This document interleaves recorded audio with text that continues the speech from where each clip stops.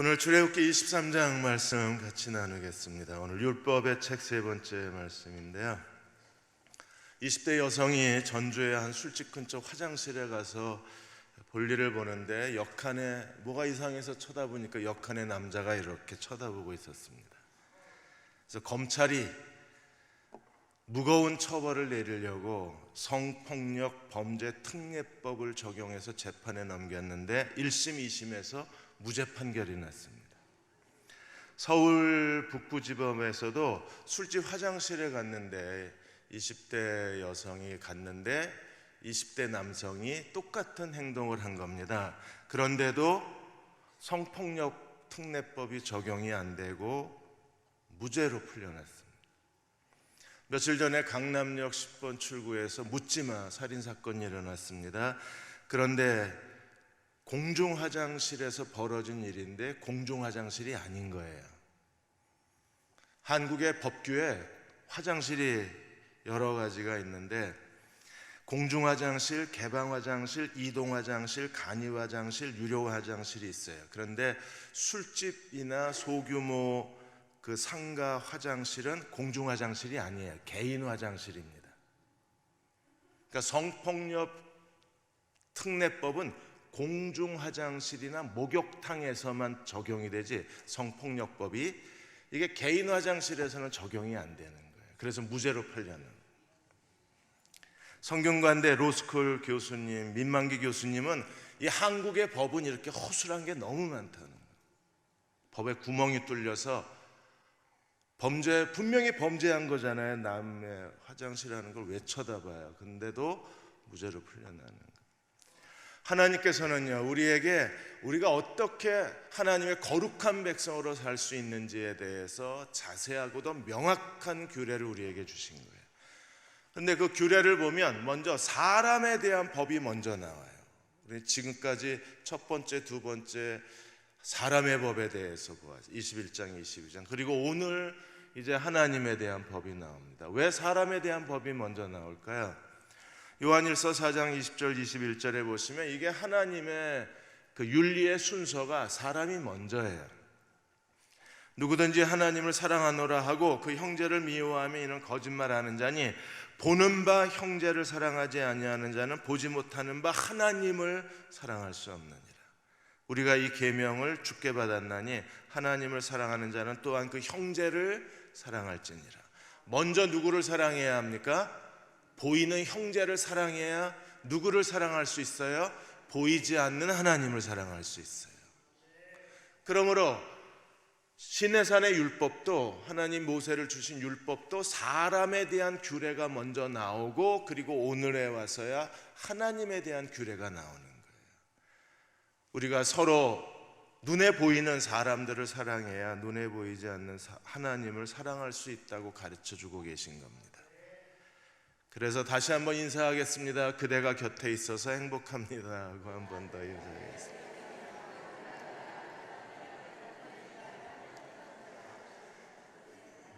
네, 우리가 이렇게 해야 하나님도 행복해지시는 거예요. 자, 23장 1절에서 9절까지 먼저 사법적 공평성에 대해서 설명을 하셨습니다. 법정에서 우리가 어떻게 해야 되는가에 대한 법정에 대한 거룩의 윤리를 우리에게 가르치셨어요. 모두 1절에서 3절까지 5개, 그 다음에 4절과 5절에 2개의 판례, 6절에서 9절까지 다시 5개에서 12개가 1절에서 9절까지 하나님께서 말씀하고 계십니다. 먼저 1절에서 3절까지 5개는 거짓된 소문을 만들지 마라. 그 다음에 악인과 연합하여 위증하는 증인이 되지 마라. 거짓 소문을 만들지 마라, 위증하지 마라. 그 다음에 다수, 여기서 다수는 여러 사람과 어울려서 그런 대중성을 의미하기도 하지만 다수는 람밈이라는 히브리어의 단어는 힘 있는 자라는 뜻이 되기도 합니다. 그래서 힘 있는 자를 따라 악을 행하지 말고 또 힘 있는 자의 그 매수를 당하거나 힘 있는 자의 억압으로 인해서 위증을 하지 말라. 그리고 3절에 보시면 가난한 사람의 송사라고 무조건 봐주지 마라. 이렇게 5가지를 우리에게 설명하셨어요. 하나님의 정의를 실천하는 데 있어서 그 일상생활뿐 아니라 재판장, 법정에서도 하나님의 정의가 실현이 되어야 합니다. 4절과 5절에 두 개의 예증이 있는데 우리가 정말 싫어하는 사람, 미워하는 사람, 원수의 가축에 대해서 어떻게 해야 되는가? 4절에 보시면 네가 만일 내 원수의 길 잃은 소나 나귀를 보거든 어떻게 해야 됩니까? 원수예요. 원수의 소와 나귀가 길을 잃었어요. 내버려 두면 이건 통쾌한 복수입니다. 왜요? 원수의 재산이니까. 그냥 가야 되나요? 그럴 줄 알았지. 하나님의 복수다 이러고 그냥 회심의 미소를 짓고 가면 되나요? 그 사람이 원수지 그 사람이 기르는 가축이 원수는 아니잖아요. 가축에 대한 동정심이 있어야 합니다. 그래서 하나님이 반드시 집주인을 찾아줘라. 그 다음에 5절에 내가 만일 너를 미워하는 자의 나귀가 짐을 싣고 너무 무거운 짐을 실어서 나귀가 쓰러졌어요. 내버려 두고 그냥 가야 되나요? 미워하는 사람입니다. 그 사람의 나귀가 쓰러졌습니다. 아, 얼마나 통쾌합니까? 역시 하나님은 공평하신 하나님입니다. 그리고 그냥 가야 되나요? 여러분, 이건 가축의 문제입니다. 사람의 문제가 아니고. 그래서 반드시 어떻게 해야 돼요? 짐을 내려놔 줘야 돼요. 그리고 6절에서 9절까지 다시 5개의 사법적 정의를 어떻게 실현해야 되는가에 대해서 설명하고 일상생활에서 하나님의 정의가 어떻게 실현되어야 되는가를 설명하고 있어요. 다시 한번 강조하는 게 가난한 사람이라고 무조건 봐주지 말라. 2번이나 얘기하셨어요. 3절에 한 번 얘기하시고 6절에 한 번 더 얘기하셨어요. 하나님은 가난한 자 편에 서신 분이십니다. 그렇다고 가난한 사람이 잘못하고 죄를 졌는데 봐줘서는 안 된다는 거예요. 가난한 사람에게도 하나님의 정의가 적용이 돼야 합니다. 7절에 거짓 일을 멀리하라. 무죄한 자와 의로운 사람을 죽이지 마라. 지금 강남역 10번 출구에서 일어난 일은요, 무죄한 사람을 죽인 거잖아요. 이런 일을 하나님이 뭐라고 말씀하셨어요? 죄 없다 아니하실 거라. 하나님은 악인을 의롭다고 말하지 않겠다고 선언을 하셨어요. 8절에 너는 뇌물을 받지 말라. 뇌물 때문에 이 사회가 불합리한 사회가 되고 악이 지배하는 사회가 되고 뇌물 때문에 하나님의 정의가 다 무너져 버리는 겁니다.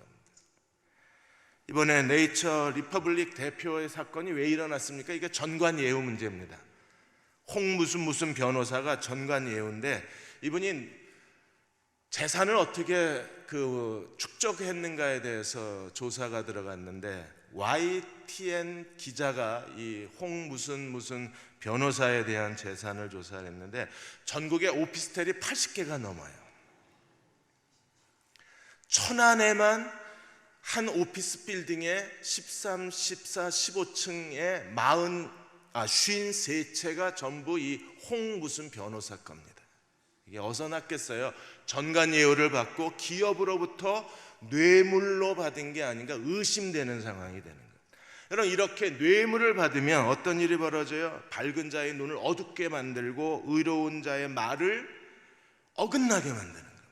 그래서 뇌물이 있는 한 이 사회가 정의사회가 될 수 없는 거예요. 9절에 이방 나그네를 압제하지 말라고 했습니다. 너희도 애굽에서 나그네 되었기 때문에 이방 나그네를 압제하지 말라고 우리에게 말씀하셨어요.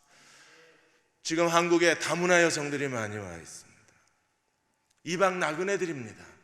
우리도 옛날에 나그네였었습니다. 우리도 많은 젊은이들과 우리 그 어른 세대가 이방 나라에 가서 아니 멀리 갈 것도 없어요. 독일의 간호사로 가서 그 시체들을 닦고 그 온갖 더러운 일을 하면서 독일의 간호사들, 광부들이 벌어들인 돈을 가지고 오늘 한국의 경제가 시작이 된 거 아닙니까? 그런 서름을 받았던 우리가 한국에 그래도 살겠다고 온 다문화 사람들에 대해서, 탈북한 사람들에 대해서 우리는 너무 매정하고 폭력적이고 무례하고 인간 이하로 사람들을 대하는 거예요.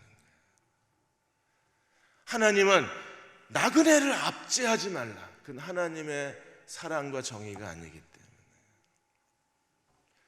실버교회가 2년 동안 기도하다가 이제 하나님께서 그 실버교회를 이끌어갈 리더를 허락해 주셨어요. 그래서 이제 다음 달부터 양로병원에 하나님의 복음을 전하고 하나님의 사랑으로 기도해주는 실버 교회가 이제 작동되기 시작할 겁니다.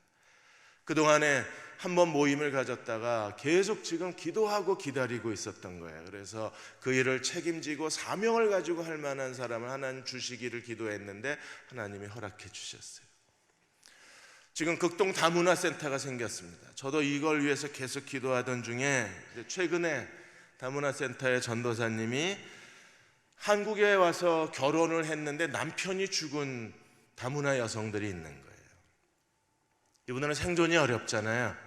그래서 뭐 친정 엄마 자매 결연을 맺었으면 좋겠다 그러는데 제가 그 친정 엄마로 하지 말고 교회 엄마로 하자.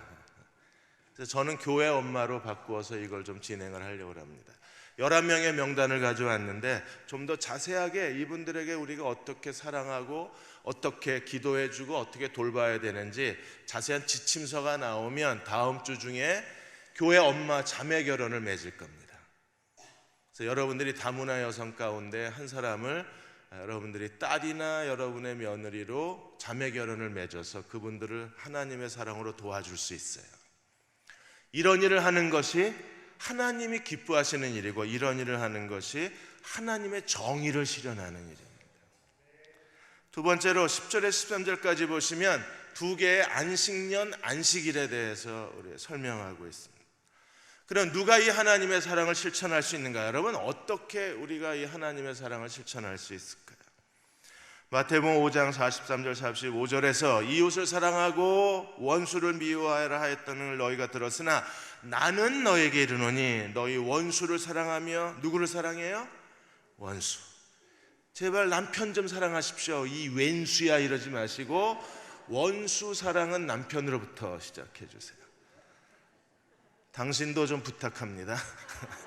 왼수부터 사랑해 주세요. 그러니까 너희 원수를 사랑하고 너희를 박해하는 자를 위해서 기도하라. 이같이 한즉 하늘에 계신 너희 아버지의 자녀가 되리니. 이렇게 해야 우리는 하나님의 자녀가 될 수 있는 거예요. 왜요? 하나님이 그 해를 악인과 선인에게 비추시고 하나님이 비를 의로운 자와 불의한 자에게 내려주십니다. 만일에 의로운 사람의 논과 밭에만 하나님 비를 주시고 악인들에게 비를 안 주시면 이 세상 벌써 망했을 거 아니에요. 누가 이렇게 하나님의 사랑을 실천하고 하나님의 정의를 실천할 수 있는 사람은 어떤 사람인가? 안식년과 안식일을 지킬 수 있는 사람들이, 그 마음에 여유가 있고 그 마음에 하나님의 쉼이 있는 사람이 하나님의 정의를 실천할 수 있어요. 은퇴연구소를 운영하시는 백만기 씨가 바쁜 사람하고는 친구하지 말라 그랬습니다. 바쁜 사람하고 친구하면요 우정이 안 쌓여요. 바쁜 사람하고 친구하면 교제를 못 나눠요. 바쁜 사람하고 친구하면 실망만 쌓여요. 누가 우리가 필요할 때 곁에 와서 머물러 있어주고 위로해주고 따뜻한 말을 건네주고 함께 무릎 꿇고 기도해줄 수 있는 사람은 어떤 사람입니까? 마음에 여유가 있는 사람들, 마음에 진정한 거룩한 휴식이 있는 사람들이 남을 도울 수 있는 여유도 있는 거지, 바쁘고 힘들고 짜증내고 스트레스 받고 그리고 해결되지 않는 문제 때문에 불안에 쌓여 있는 사람에게 다른 사람을 돌봐줄 여유가 있나요? 현대인들은요 완전히 스트레스예요. I have a joy가 아니라 I have a 스트레스. 그냥 스트레스에 쌓여 살아요. 우리는 사는 게 자체가 스트레스입니다. 쉼을 잃었어요. 마치 24시간 편의점처럼 우리의 일상생활은 아침부터 밤늦게까지 너무 해야 될 일이 많고 그렇게 안 하면 살 가능성이 없는 거예요.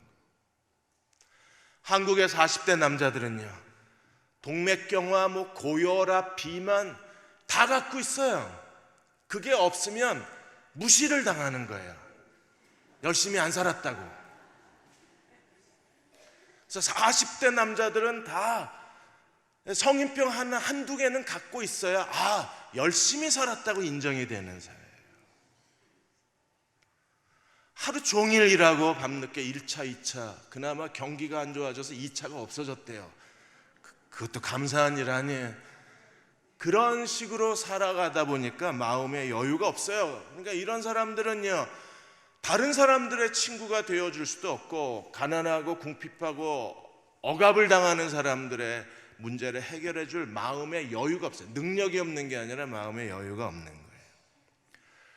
그래서 영적 탈진과 우울증에 빠져 있기 때문에 거의 대부분의 사람이, 바쁜 사람들은 영적 탈진과 우울증에서 못 벗어나요. 여러분, 제 얼굴 보세요. 이게 탈진 증세예요. 이런 사람이 누구를 도와줄 수 있겠어요? 그래서 이스라엘 백성은 거룩한 하나님의 계약의 백성이라는 거룩한 두 가지가 있는데, 하나가 할례입니다. 할례를 통해서 그들은 하나님의 언약의 백성이라는 표시를 몸에 갖고 있고, 또 하나는 시간의 거룩함이라 그래서 안식일을 지킴으로 그들은 하나님의 계약의 백성이라는 걸 확인을 한 거예요. 그래서 중요한 두 가지, 하나는 육체의 표시로 할례, 또 하나는 인생의 중요한 건 시간이잖아요. 시간의 거룩한 표지로 안식일, 이 두 가지를 지킴으로 그는 언약의 백성이 된 겁니다. 오늘 안식년에 대해서 어떻게 말씀하셨습니까? 10절에 보시면 너희는 엿새 동안 너희 땅에 파종하여 소산을 열심히 일해서 열심히 소산을 거두고 7회째에는 땅을 갈지 마라. 여러분, 땅도 쉬어야 돼요. 이걸 지력이 없어진다 그럽니다. 1년에 막 2모작 3모작씩 해야 되니까 땅에 지력이 없어져요. 땅에 에너지가 없어지는 거예요. 땅에 영양분이 없어지는 거예요. 그러니까 뭘 뿌려요? 거기다 또 화학비료 갖다 뿌립니다.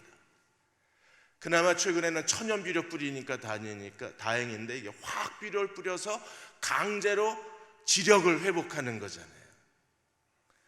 그러니까 30년 전, 40년 전에 땅에서 나온 채소하고 지금 땅에서 나온 채소의 영양분이 달라요. 며칠 전에 뉴스를 봤는데, 아내하고 같이 봤는데, 예전에 사과나무에서 열렸던 사과 속에 들어있는 영양분하고 지금 사과나무에서 열리는 사과하고 모양과 색깔은 똑같고 크기는 똑같은데 영양분은요 거의 10분의 1 수준, 20분의 1, 어떤 영양소는 20분의 1 수준입니다. 그러니까 옛날에는 사과 하나 먹었으면 됐는데 지금은 사과를 30개, 40개 먹어야 옛날 하나 먹은 영양소를 채우는 거예요. 왜 이렇게 됐습니까? 땅이 쉬지를 못하는 거예요. 하나님이 안식년을 주신 것은요, 하나님의 거룩함 때문에, 그리고 우리가 쉬어야 되기 때문에 하나님의 안식일을 명령하셨는데, 여기 지금 출애굽기에서는 전혀 다른 관점에서 안식년을 설명하는 거예요. 땅도 좀 쉬자. 그게 인류의 행복과 미래를 보장해 주는 겁니다. 무엇보다도 더 중요한 것은 무엇입니까? 가난한 사람들이 7년째 땅을 묵혀두면 가난한 사람들이 그 땅에 떨어진 것을, 가난한 사람들의 식량을 구할 수 있는 거예요. 그리고 들짐승의 먹이가 되는 겁니다. 안식년을 지키는 땅을 통해서 가난한 사람들이 생존을 얻고 들짐승이 먹을 것을 얻는 거예요. 안식일도 지켜야 합니다. 12절에 너희는 엿새 동안에 네 일을 하고 일곱째 날에는 쉬어라. 왜 쉬어야 됩니까? 내 소 나귀가 쉴 것이며 내 여종의 자식과 나그네가 쉼을 얻으리라. 숨을 돌리는 게 뭐예요? 언제 숨을 돌립니까? 자, 쉽시다 할 때 숨을 돌리잖아요. 열심히 일하다가 자, 쉬고 하시죠 하는 순간에 우리가 그걸 뭐라고 그래요? 숨을 돌린다. 쉼이 필요한 거예요. 안식일을 지킴으로 인해서 우리는 소와 낙, 농사 짓는 가축들이 쉬고, 그 다음에 농사에 동원된 집안에 노동을 하는 사람들이 쉬고, 여종과 아이들까지 쉬고. 왜요? 여종이 쉬어야 아이들도 쉬죠. 그리고 나그네도 좀 쉴 수 있고. 그래서 하나님이 쉬어라 좀. 여러분, 반드시 하루 7시간, 8시간을 자야 합니다. 사람에 따라 다르지만. 왜 그래요? 뇌가 쉬어야 돼요. 사람이 일주일만 쉬지를 않으면 사람이 거의 미쳐갑니다. 몸이 다 망가지고 면역력은 바닥에 떨어지고 뇌는요 비정상적으로 움직이기 시작합니다. 하나님은 인간의 생존 방식을 반드시 일과 쉼을 결합해 놓으셨어요. 일한 건 반드시 쉬어야 돼. 육체도 쉬어야 되고 뇌도 쉬어야 돼. 그래서 최근에 멍 때리기가 유행하잖아요. 막 설교 시간에도 가끔 보면 멍하니 계신 분들 계세요. 괜찮습니다. 멍 때리세요. 아무 생각 없이 넌 떠들어라. 귀에 하나도 안 들어온다. 뭐라 그러니 너 지금. 멍 때리다 가시면 뇌가 회복이 돼요. 육체든 뭐든 다 쉬어야 돼요. 그래서 하나님이 노동과 휴식을 반복함으로 생존이 이어져 가게 만든 게 하나님의 통치 법칙이잖아요. 그러므로 시간에 일주일에 하루 쉬는 것을 통해서 우리가 회복이 될 수 있고, 7년째 안식년을 통해서 땅이 회복이 되고 사람이 회복이 돼야, 그래야 인류의 미래와 행복이 보장되는 거예요. 우리는 너무 쉴 줄을 모르는 거예요. 왜 쉴 줄을 몰라요? 이기심과 탐욕 때문에. 우리는 남들보다 더 멀리 가야 되고, 더 많이 가져야 되고, 더 잘나야 되고, 더 높이 올라가야 되기 때문에, 그러니까 마음에 휴식이 없는 거예요. 여러분, 누가 진정한 쉼을 누릴 수 있어요? 6일 동안 열심히 일하고 7일째는 쉬어라. 못 쉽니다. 왜요? 일을 해야 돈을 벌고, 일을 해야 승진하고, 일을 해야 남들보다 더 넓은 가게터를 얻으니까. 7일째 쉴 수 있는 사람은 어떤 사람이에요? 하나님께 맡길 수 있는 사람. 맡기자. 열심히 일하고 그 다음엔 맡기는 법을 배워야 돼요. 이게 안식일이 우리에게 주는 교훈이죠. 그래서 내가 일하고 6일 동안에는, 그 다음에 7일째에는 하나님이 쉬셨으니 우리도 쉬어야 합니다. 그러나 하나님은 쉬시나요? 요한복음 5장에 하나님은 쉬지 않고 일하신다 그랬습니다. 내가 쉴 때 누가 일하세요? 하나님이 일하십니다. 여러분, 머리 나쁜 내가 하는 게 낫겠습니까? 아니면 온 우주를 창조하신 하나님이 일하시는 게 낫겠습니까? 내가 1년 일할 거 하나님은 5초면 끝내실 거예요. 이게 노동과 안식의 삶의 윤리예요.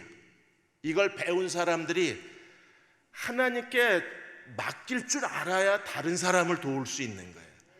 이 사회에 하나님의 정의를 실현하는 데도 관심이 있는 거예요. 그런데 자기 인생에 쫓기는 사람은 사회 정의에 관심이 없어요. 다른 사람들이 어떻게 사는지에 쳐다볼 여유가 없어요. 그런데 마음에 진정한 안식이 있는 사람들은 다른 사람을 돌볼 수가 있는 거예요. 그러면 어떤 안식을 가져야 되나요? 그래서 14절 19절에 세 번의 절기에 대해서 설명합니다. 오늘 끝까지 안 할 수도 있으니까 안심하고 금요일 날 하면 되거든요, 설교를. 그러니까 절기까지만 할게요. 14절에 19절까지 보시면 자꾸 얼굴이 어두워지셔서 왜 그러나 그랬더니 56분이군요 벌써. 네? 계속 해요? 계속 하래요. 14절에 19절까지 우리가 안식할 수 있는 건 무엇 때문에 그랬습니까? 하나님이 두 개를 보여준, 하나는 세계의 절기고 하나는 신의 산 하나님의 약속 때문에 그래요. 여러분, 절기를 1년에 3차례 하나님 앞에 모든 남자는 절기를 지켜야 돼요. 14절에 너는 매년 3번 내게 절기를 지켜라. 17절에 모든 남자는 매년 3번씩 주 여호와께 얼굴을 보여라. 그래서 반드시 예루살렘 성전에 3번 의무적으로 가야 돼요. 절기 때마다. 그 3번의 절기를 통해서 하나님이 우리에게 보여주시는 게 뭐냐 하면, 하나님이 우리를 위해서 어떤 일을 하시는가를 역사적인 걸 기념하게 하시는 거예요. 제일 먼저 무교병을 지켜야 합니다. 15절에 너는 무교병 절기를 지켜라. 내가 내게 명한 대로 압비월에 정한 때에 2래 동안 무교병을 먹을지니. 이 역사적 사건은 뭐가 있었어요? 출애굽 사건. 하나님께서 권능으로 모세의 지팡이로 이스라엘을 애굽의 바로와 애굽 땅에 10가지 재앙을 내리시고 장자의 재앙을 통해서 이스라엘을 구원해 주신 하나님의 구원을 기념하는 거예요. 여러분, 무교병의 절기는요, 하나님이 우리를 구원하시는 겁니다. 우리를 죄에서 구원하신 분이 누구십니까? 하나님이세요. 매일의 삶의 어려움에서 우리를 건져주시는 분이 누구십니까? 하나님이세요. 그래서 무교병 절기를 지키는 사람들은 하나님의 구원의 권능의 손을 경험한 사람들이기 때문에 그들은 하나님께 맡길 줄 아는 사람들입니다. 하나님, 무교병을 먹을지니 이는 그달에 내가 애굽에서 나왔음이라. 그러므로 빈손으로 하나님 앞에 나가지 말라 그랬어요. 하나님은 하나님을 경외함으로 섬기는 사람들을 좋아하십니다. 왜요? 하나님은 반드시 왜 빈손으로 오지 말라 그래요? 요새 돈이 궁하십니까? 하나님이 이제 연금이 좀 떨어지셨나요? 돈이 없으셔서 그래요? 왜 빈손으로 오지 말라 그러셨어요? 욕심이 많으셔서? 아니에요. 하나님 법칙 때문에 그래요. 하나님은요, 보상의 하나님이세요. 되돌려 주시는 분이십니다. 되돌려 줄 수 있으려면 너 좀 가져와야 되돌려 주시죠. 아버지가 얘기합니다. 아들한테, 네가 10,000원을 예금하면 내가 2배로 주겠다. 1,000원 하면 2,000원, 10만 원 하면 20만 원, 1,000만 원 하면 2,000만 원 주겠다. 그러면 아들이요, 저금을 해야죠. 해야 아버지가 2배로 주는 거예요. 하나님 법칙이 똑같아요. 우리가 하나님께 드려야 하나님이 돌려주시기 때문에, 그래서 하나님은 돈 없어서 그러신 게 아니라 은과 금은 다 내 것이라고 말씀하신 하나님이 제발 빈손으로 오지 마. 왜 그러세요? 더 많이 주시려고. 하나님의 사랑을 우리가 깨달아야 되는 거예요. 그 다음에 16절에 맥추절, 내가 수고하고 밭에 뿌린 것에 첫 열매를 거둠이라. 그래서 맥추절을 77절 또는 오순절이라고 얘기하기도 합니다.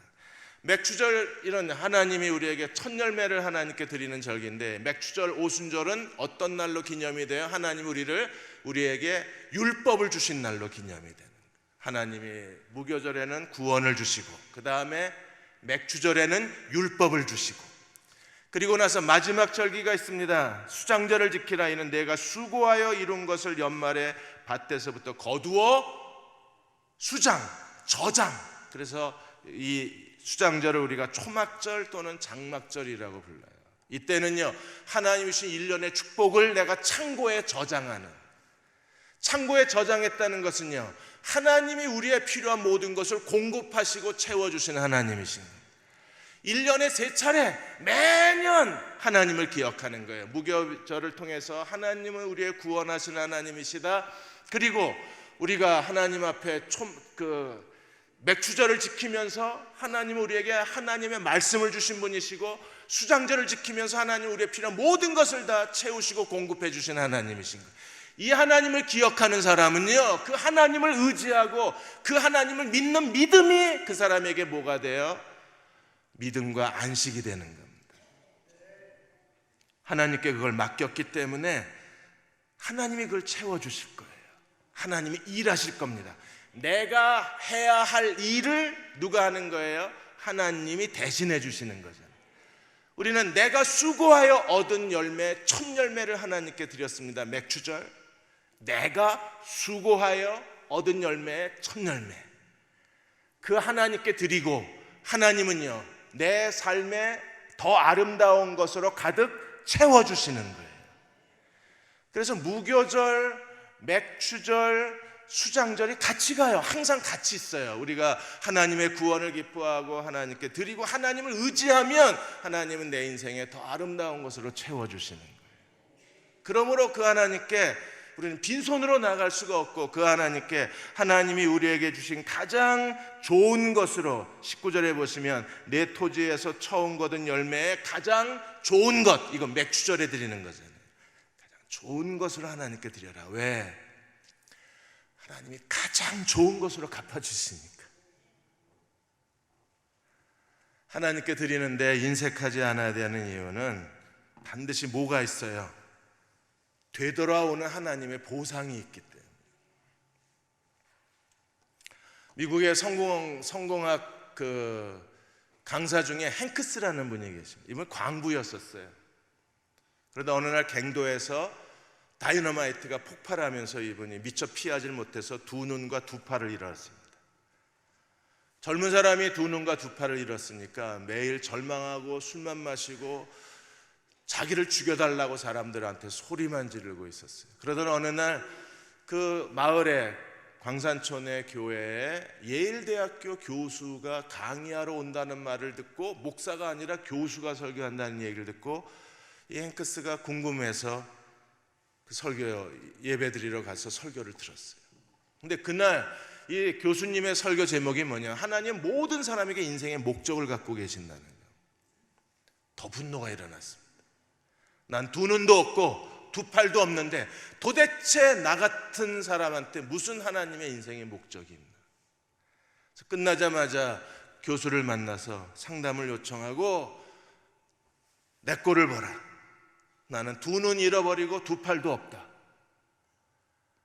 내게 유일한 해방은, 이 삶의 고통에서 해방은 죽는 것밖에 없다. 그런데 하나님이 내 인생에 목적을 갖고 계시고 모든 사람은 이 땅에 살아가야 할 사명이 있다 그러는데 도대체 나 같은 인간에게도 사명이 있냐? 교수가 마주 앉아서 차분하게 대화를 하면서 하나님이 당신 인생에 사명이 있다. 두 눈과 두 팔은 없지만 아직도 들을 수 있는 귀가 있고 말할 수 있는 입이 있고 걸어 다닐 수 있는 두 다리가 있지 않냐? 그리고 머리도 멀쩡하지 않냐? 하나님, 내가 뭘 할 수 있을까를 기도하고 찾아봐라. 분명히 하나님이 당신 인생에 말씀해 주실 거라고. 그래서 기도를 해줬어요. 그래서 그때부터 행크스가 기도하기 시작합니다. 하나님, 제가 뭘 할 수 있을까요? 나는 지금까지 두 눈 없고 두 팔 없는 거에 대해서만 원망하고 불평했는데 생각해 보니까 하나님 남겨두신 게 있네요. 내가 귀와 입과 발을 가지고 어떻게 살아야 될까? 그래서 하나님이 그의 마음속에 공부하겠다는 마음을 주셔서 그래서 공부를 하고 장애인 특례 입학을 합니다. 스탠포드 대학에. 스탠포드 대학에서 공부를 하기 시작했는데 공부가 너무 재밌는 거예요. 그 과정은 정말 힘겨운 과정이었습니다. 온몸에 진을 다 빼는 과정이었어요. 왜냐하면 점자로 책을 다시 읽어야 되고 모든 걸 다 새로 배워야 되니까 그건 죽을 만큼 고통스러운 일이었는데 그 고통을 이겨내고 그리고 공부하다 보니까 점점점 공부에 대해서 깊이가 있어지고 공부를 통해서 다른 사람들을 어떻게 도와야 되겠다는 마음이 생겨나기 시작한 거예요. 그래서 다른 사람들에게 강연을 하기 시작했는데 이 강연이 폭발적인 반응을 불러일으켜서 미국에서 가장 유명한 강사 중에 한 사람이 된 거예요. 하나님은 우리의 무교절이 되시고 하나님은 우리의 맥주절이 되시고 하나님은 우리의 수장절이 되셔서 행크스는요 두 눈과 두 팔을 잃었지만 자기 인생을 다시 저장하기 시작한 거예요. 하나님 주신 놀라운 축복과 하나님의 가장 좋은 것과 하나님의 은혜와 하나님의 축복을 인생에 저장해 놓고 살게 된 거예요. 이 하나님을 믿어야 그래야 우리가 내가 해결하지 못한 걸 하나님께 맡기는 그런 진정한 안식의 신앙, 안식의 영성이 있어야 그래 이건 하나님께 맡기자. 이걸 하나님께 맡겨야 그 다음에 다른 사람을 도울 수 있는 여유도 있고 이 문제를 하나님께 맡겨야 그래야 다른 사람을 도울 수 있는 물질도 있고 이걸 맡겨놔야 우리가 일주일에 하루 정도는 다른 사람을 섬길 수도 있는 거잖아요. 그래서 하나님의 정의와 하나님의 사랑을 실천하려면 우리에게 제일 중요한 것이 안식의 영성이 있어야 돼요. 그리고 그 안식의 영성은 어디서 와요? 1년에 3차례 하나님 앞에 자기를 3번의 절기에 자기를 보여주는 사람, 나를 보여줘 해야 돼요. 보여줘. 여러분, 이 3번의 절기가 여러분의 신앙의 뿌리가 되고 이 3번의 절기가 여러분의 인생에 하나님이 주시는 확실한 축복의 근거가 되면 더 염려하지 않고 살아도 돼요. 내 인생에 대한 두려움, 나는 어떻게 되지? 이렇게 살아도 되나? 끊임없는 염려와 두려움을 가진 사람들은요 마음에 안식이 없으니까, 쉼이 없으니까 남을 못 도와주는 거예요. 스코틀랜드의 한 사람이, 한 크리스찬이 친구한테 자기가 오늘 큐티하다가 은혜 받은 말씀에 대해서 간증을 했어요. 오늘 나 이 말씀에 너무 감동을 받아서. 뭔데? 시편 56편 3절에 내가 두려워하는 날에는 주를 의지하리이다. 내가 두려울 때 주님을 의지해야 되겠다는 걸 깨달았대요. 정말 잘했다. 그런데 나는 더 놀라운 하나님의 은혜를 깨달았다. 그래서 친구가 뭔데 너는? 나는 이사야 12장 2절이다. 내가 의뢰하고 두려움이 없으리니. 여러분 어느 쪽을 가시겠습니까? 저는 이사야 쪽을 가겠습니다. 시편은 뭐예요? 이미 두려움이 있어요. 내가 두려워하는 날에는 주를 의지하리라. 이미 마음에 뭐가 있어요? 두려움이 있을 때 얘기입니다. 그런데 이사야 말씀을 깨달은 사람은 항상 주님을 의뢰하기 때문에 그 사람엔 두려움이 없어요. 왜요? 주님을 의지하니까 두려움이 없는 거예요. 다시 설명해 드려야 되나요? 시편으로 가실래요? 이사야로 가실래요? 저는 이사야로 가요. 나는 주님을 의지하기 때문에 아예 두려움이 내 마음에 들어올 수가 없어야 돼요. 하나님은 나의 무교절, 나의 맥추절, 내 손이 수고한 대로 열매를 거두게 하실 거예요. 뿐만 아니라 수장절, 내가 한 해 동안 농사 거둔 걸 창고에, 내 수고를 창고에 저장하게 하시고, 하나님께서 내 인생에 얻은 것들을 하나님께서 저장하게 만드시는 그 하나님이시라면, 초막절 광야 가운데 나를 먹여 살린 분은 누구예요? 하나님. 그렇게 믿으십니까? 그래서 수장절이 초막절이 되고 장막절이 되는 거예요. 우리가 나그네 삶을 살잖아요. 광야에 살잖아요. 그러나 지금까지 나를 기르신 분은 누구십니까? 하나님. 그분이 나를 기르시는 하나님이신 건 믿으시나요? 필요한 건 다 공급해 주실 걸 믿으시나요?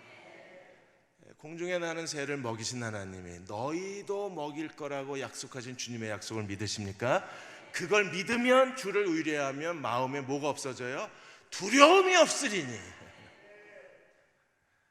그래서 우리가 이사야 쪽에서 삽시다. 시편에서 살지 말고 이사야 말씀에서 살아요. 여러분 마음에 두려움이 다 없어서 하나님을 의지하기 때문에 두려움이 없어진 그리스도의 종들이 되시기를 주의 이름으로 축원합니다. 하나님, 저희를 이 땅에 보내셨는데 주님께서 주 예수 그리스도의 십자가의 보혈로 저희를 구속하시고 저희들의 모든 죄악을 주님이 담당해 주시고 주님 구원해 주시고 은혜를 주시고 생명을 주시고 주님이 이 땅의 삶으로 살 때 주님의 자녀로 살 수 있도록 은혜를 베풀어 주신 주님의 사랑과 은혜를 감사를 드립니다. 저희가 이 세상을 사는 길에는 주님의 길이 있고 사탄의 길이 있고 내 욕심의 길이 있습니다. 이 길 중에서 항상 말씀을 쫓는 순종의 길을 가게 하시고 주님 성령을 쫓아 사는 삶이 되게 하시고 주님이 우리를 사랑하시는 그 사랑을 본받아서 사랑을 베푸는 삶으로 저희를 인도하여 주시고 주님 저희가 항상 어디에 있든지 주의 복음을 능력 있게 전하는 주의 아름다운 군사로서의 삶을 살 수 있도록 주님 저희를 들어 쓰시고 영광을 받아 주시옵소서. 저희 인생길이 항상 주님의 길만 선택해 가고 주님의 길만 따라가고 주님의 길만 순종하고 주님의 말씀만 사랑하고 주님만 사랑하는 삶을 살 수 있게 해 주시고 주님 그와 같은 능력과 지혜를 주님 성령의 권능과 능력으로 주셔서 하나님 주께서 참으로 주 예수께서 이 땅에 사신 삶의 발자취를 온전히 따라가는 저의 삶이 되게 하여 주시옵소서.